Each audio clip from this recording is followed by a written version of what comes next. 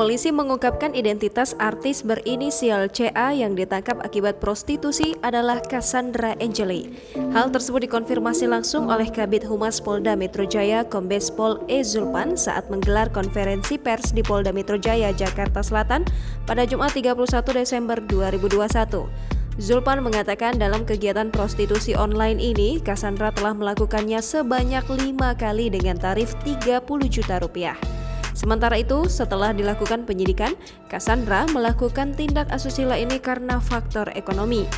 Diberitakan sebelumnya, artis berinisial CA ditangkap oleh Subdit Cyber Ditreskrim Sus Polda Metro Jaya di Hotel Ascot, Jakarta Pusat pada Rabu 29 Desember 2021.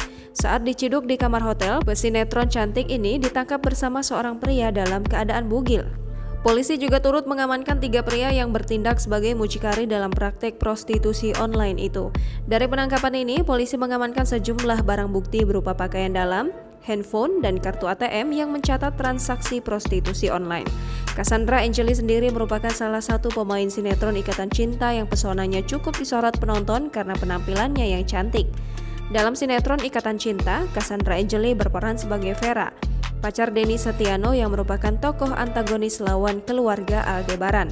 Selain dikenal sebagai pesinetron, artis berusia 24 tahun itu juga meniti karirnya sebagai model dan influencer.